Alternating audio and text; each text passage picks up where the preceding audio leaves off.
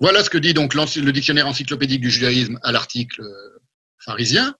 La description que fait le Nouveau Testament du souci des pharisiens comme celui d'une simple application sèche et minutieuse de la loi juive est réfutée.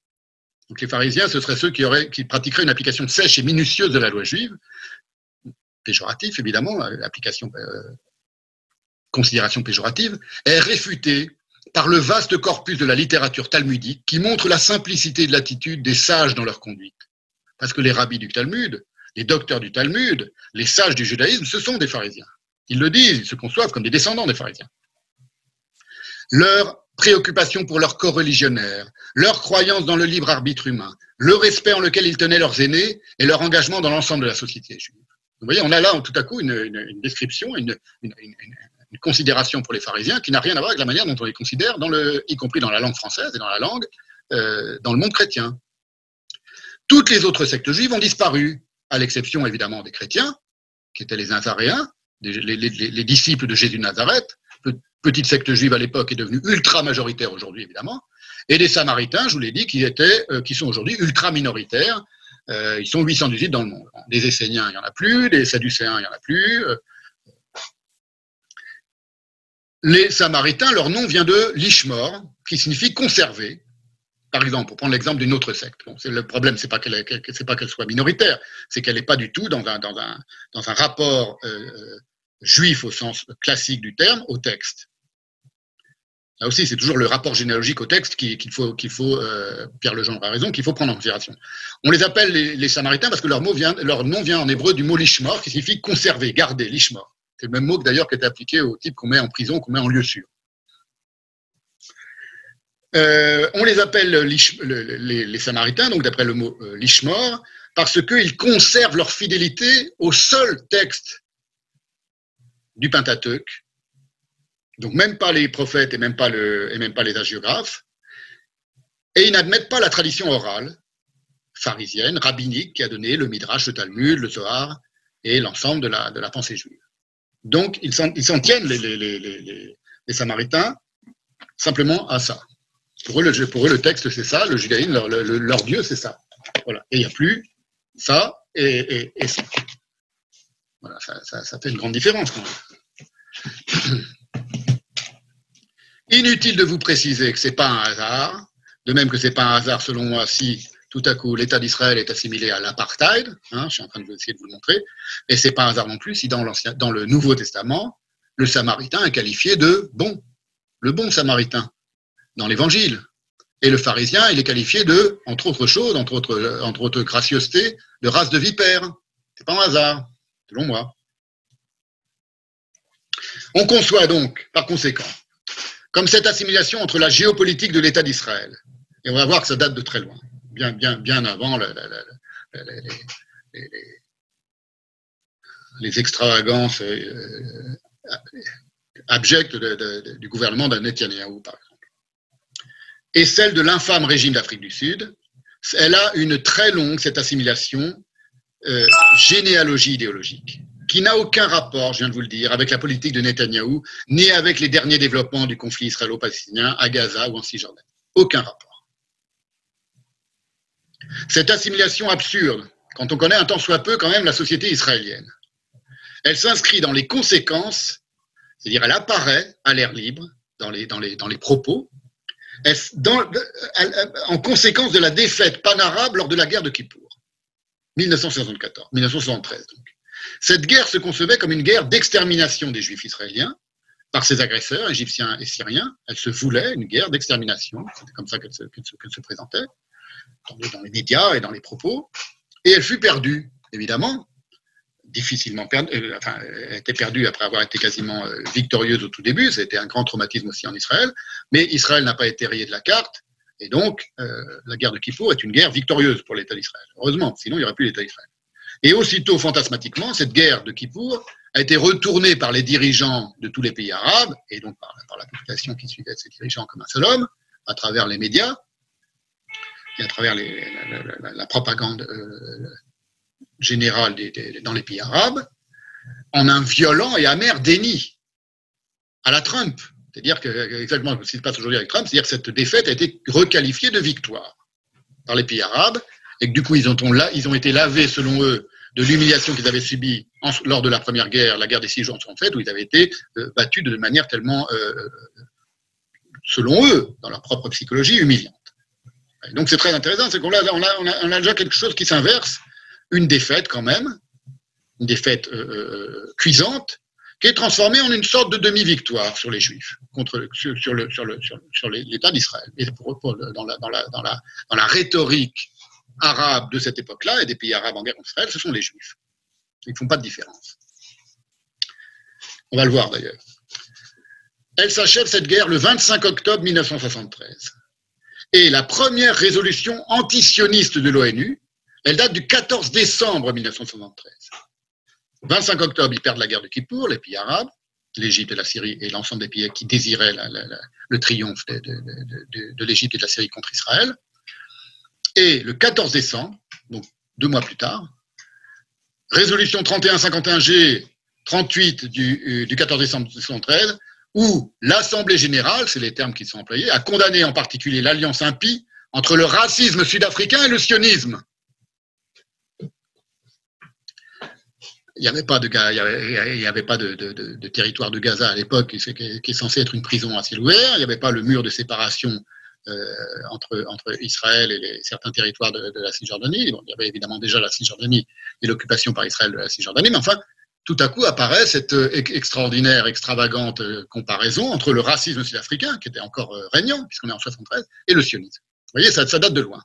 Et ça date immédiatement de la suite de la guerre de Kippour. Des conséquences de la guerre, de la défaite cuisante pour les Arabes de la guerre de Kippour.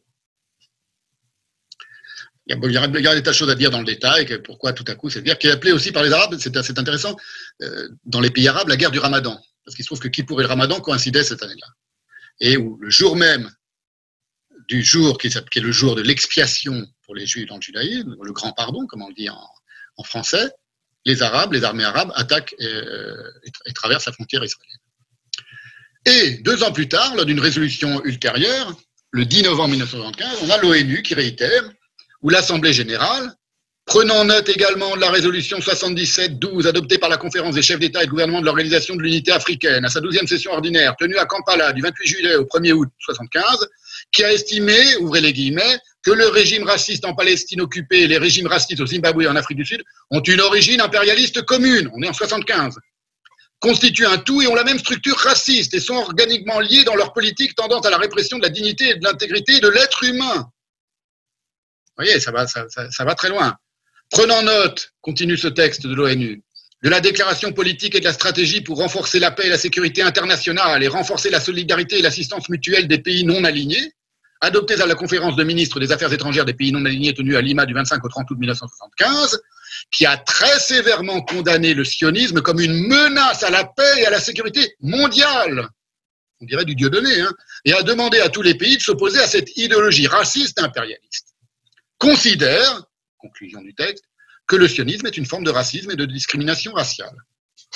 C'est un texte qui a été extrêmement célèbre, qui a fait scandale dans toute une partie de l'Europe et dans toute une partie du monde, et qui a été évidemment considéré comme absolument aberrant par l'ensemble des Juifs, d'une part, et puis par beaucoup de gens. Voilà. Qu'on assimile le sionisme au racisme, c'était une aberration. Ce discours antisioniste, il a, dans les pays de langue arabe, un texte culte. Il y a un texte qui a métabolisé cela. Il y a le protocole des sages de Sion, qui est un best-seller absolu, qui a été traduit depuis très longtemps dans tous les pays arabes, y compris en Palestine, et qui est un livre de chevet de beaucoup d'intellectuels, en tout cas arabes. Mais il y a un livre qui a eu une grande influence qui s'appelle, tout ça c'est cité dans l'article sur l'antisémitisme musulman de Wistrich, donc qui ne se contente pas de parler de l'antijudaïsme originel dans le Coran. Cet essai s'appelle Le pain azime de Sion, et il a été écrit par un Syrien, intellectuel syrien, et pas seulement intellectuel, un militaire syrien qui s'appelle Mustafa Tlass, qui est très célèbre dans le monde arabe, et il est paru en 1983, donc 10 ans plus tard. Mustafa Tlass, il faut savoir que il est mort en 2017, donc il est mort maintenant, Ça a été le ministre de la Défense en Syrie de 1972, donc un an avant la guerre de Kippour, jusqu'à 2004. 1972 à 2004. Lorsqu'il est arrivé en France, parce qu'il voulait, il y avait quelqu'un d'assez vaniteux intellectuellement, et il voulait obtenir un doctorat à la Sorbonne, un diplôme à la Sorbonne, il a dû repartir la queue entre les jambes, parce qu'il y a une plainte qui a été portée contre lui, en 2012 donc, par une association d'aide au peuple syrien qui l'a accusé de crimes de guerre, de torture, de viol, de disparition forcée, etc. C'est même Mustapha Tlass. On voit le type qui va expliquer à quel point les Juifs sont mauvais. C'était un proche de Hafez el-Assad, il était très influent en Syrie pendant près de 40 ans, politiquement et culturellement. Alors voilà ce qu'il a écrit, ce type-là. Vous allez voir que c'est lié, tout est lié évidemment à l'idée, à l'idéologie qui, dans les pays non alignés, comme on dit, mais principalement dans les pays arabes ennemis d'Israël, assimile le sionisme et le racisme. Voilà ce qu'écrit de cet homme Wistrich. Donc voilà, on a un antisioniste sans concession. Et vous voyez, c'est à côté, les gens du BDS aujourd'hui sont des petits gamins. Et Badiou et tous les gens des éditions de la Fabrique sont vraiment des enfants de cœur. Dans la préface, voilà, c'est Wistrich donc, qui cite ce personnage. Dans la préface de son livre désormais classique, entre guillemets, Le pain azime de Sion, édité pour la première fois en 1983, Mustapha Tlass écrit « Le juif peut vous tuer et prendre votre sang pour fabriquer son pain sioniste. » Vieille légende antisémite, évidemment, qui avait sa source aussi dans les pays chrétiens au Moyen-Âge, selon lesquels le pain azime était fait avec le sang d'enfants chrétiens qui avaient été tués par les Juifs. Vieille légende médiévale. Là, c'est en 1983 que ce Mustapha Tlass, cette ordure humainement, vous avez vu, violeur, tortureur, disparition forcée, etc., écrit. S'ouvre ici, continue-t-il, Mustapha Tlass, devant nous une page plus répugnante que le crime lui-même, 2 points. Les croyances religieuses des Juifs et les perversions qu'elles contiennent, qui s'inspirent d'une sombre haine pour le genre humain tout entier et pour toutes les religions. Là aussi, vieille accusation antisémite, on la retrouve déjà même chez Spinoza, et elle va être reprise, vous allez voir, comme pas tout se tient, par le tout à fait admirable et que j'aime beaucoup Frédéric Lordon dans ce texte qui apparemment n'a rien à voir et qui pourtant va aussi comment dire, imploser autour de cette question, de la question juive.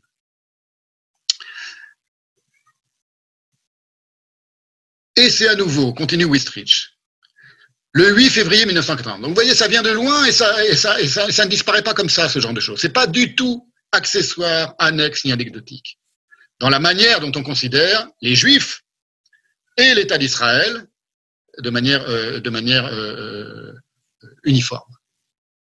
C'est en s'appuyant sur le texte de Mustapha Tlass que le 8 février 1991, le délégué syrien à la Commission des droits de l'homme de l'ONU, Commission des droits de l'homme, délégué syrien du régime de Assad, à Genève, pria tous les représentants présents de lire Tlass, il a dit il faut que vous lisiez Tlass, pour mieux saisir la nature du racisme sioniste, ce sont ses mots.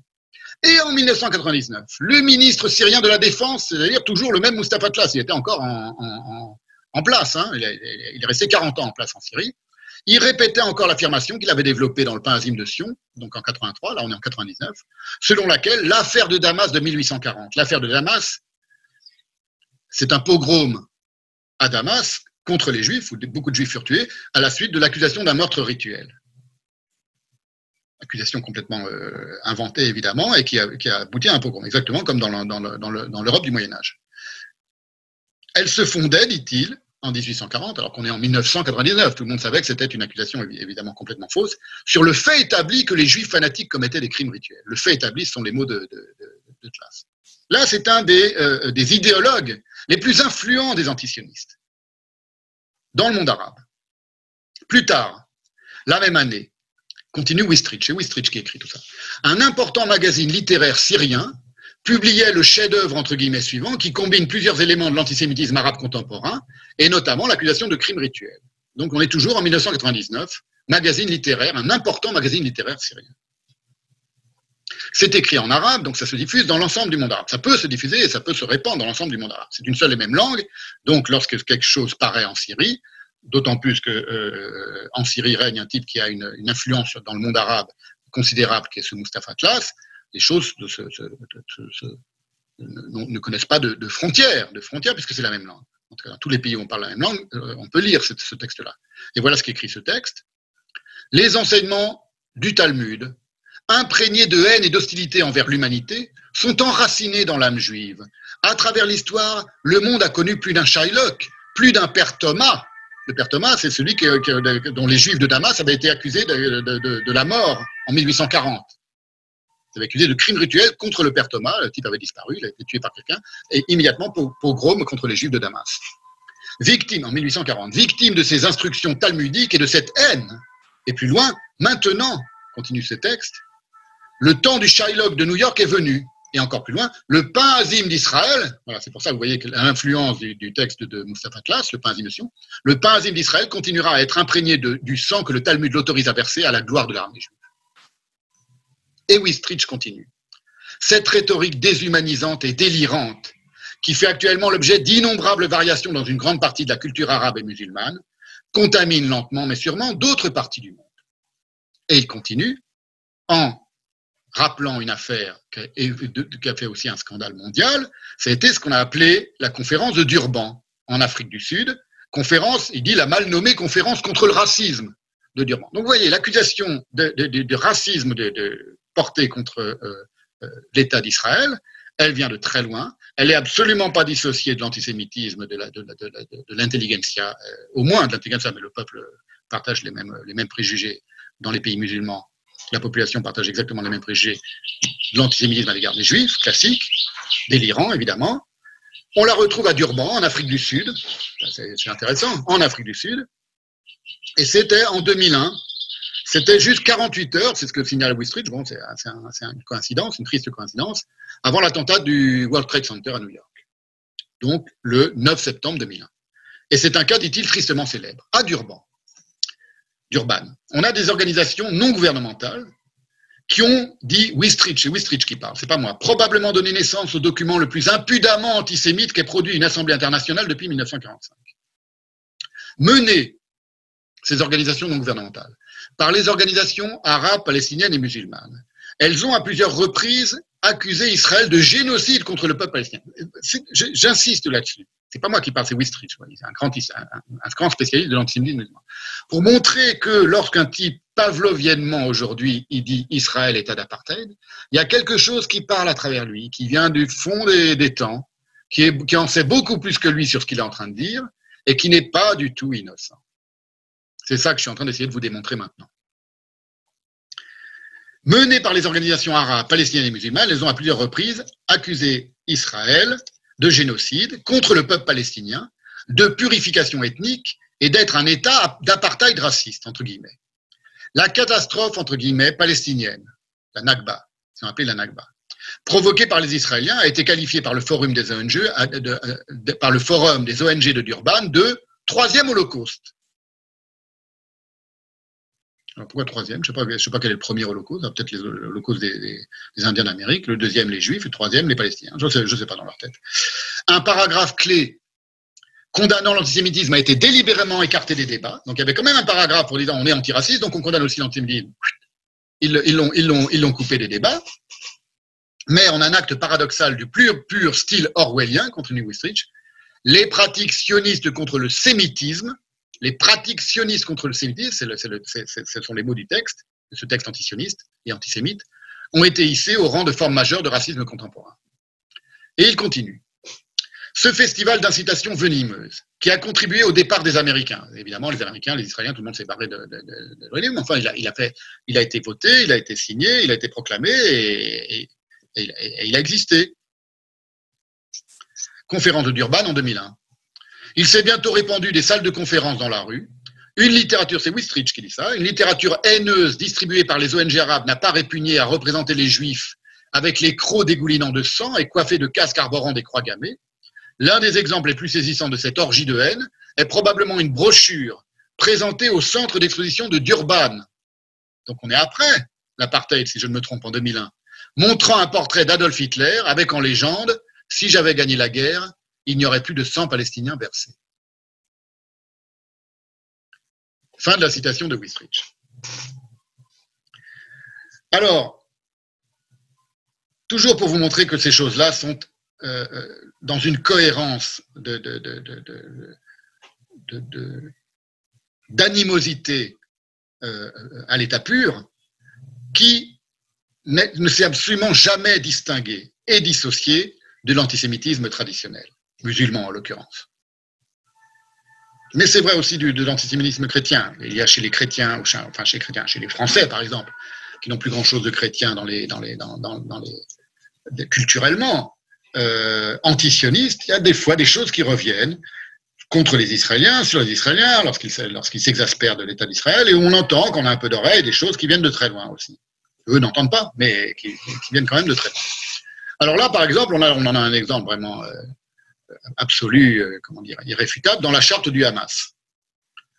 Et dans la charte du Hamas, le Hamas, vous le savez, c'est ce groupe idéologique musulman qui pratique la charia de manière très stricte et qui a pris le pouvoir à Gaza et qui est donc en guerre déclarée contre Israël. Alors que le territoire de Gaza a été rendu dans le cadre d'un processus de paix qui évidemment s'est immédiatement, très vite explosé, dans le cadre d'accords de paix, a été rendu aux Palestiniens pour que les Palestiniens le dirigent et le gèrent de manière autonome. Tout ça a explosé, tout ça est connu, c'est le Hamas qui a pris possession de Gaza. Et c'est à cause du Hamas et de l'attitude du Hamas, évidemment, que la bande de Gaza est dans l'état dans lequel elle est aujourd'hui. Eh bien, son opposition à l'État juif ne dissimule strictement rien, cette charte du Hamas, de sa source théologique. Et ainsi, elle énonce dans son préambule: la Palestine est une terre dont on s'est emparé par la force pour mettre en œuvre un projet sioniste, raciste, inhumain et colonial, fondé sur une promesse mensongère, la déclaration Balfour, sur la reconnaissance de l'entité occupante et sur le fait accompli. Ça, c'est dans le préambule de la charte du Hamas. Tout ça devrait être discuté en détail, mais ce n'est pas maintenant que je vais le faire. Tandis qu'elle explicite cette charte dans son article 7, le mouvement de la résistance islamique aspire à l'accomplissement de la promesse de Dieu, quel que soit le temps nécessaire. L'apôtre de Dieu, que Dieu lui donne bénédiction et paix, a dit, ouvrez les guillemets, l'heure ne viendra pas avant que les musulmans n'aient combattu les juifs, c'est-à-dire que les musulmans ne les aient tués, précise le texte, avant que les juifs ne se fussent cachés derrière les pierres et les arbres, et que les pierres et les arbres eussent dit, musulmans, serviteurs de Dieu, un juif se cache derrière moi, c'est l'arbre et la pierre qui dénoncent le juif qui se cache derrière elle aux musulmans, viens et tue-le. C'est un très célèbre hadith, commentaire du Coran, qui est repris tel quel pour justifier la charte du Hamas, c'est l'article 7 de la charte du Hamas. Tout ça est en ligne, vous pouvez le trouver, c'est très célèbre. Où est-ce que je veux en venir? Je veux en venir au fait que le discours antisioniste contemporain, et je vais en terminer avec un exemple précis, un peu long, possède lui aussi, exactement comme le discours anti-judaïque traditionnel, chrétien ou musulman, ses racines délirantes qu'il ignore à peine, à peine non, qu'il ignore d'ailleurs, mais que nous on ne peut pas ignorer quand on les examine, et qu'on retrouve désormais symptomatiquement absolument partout.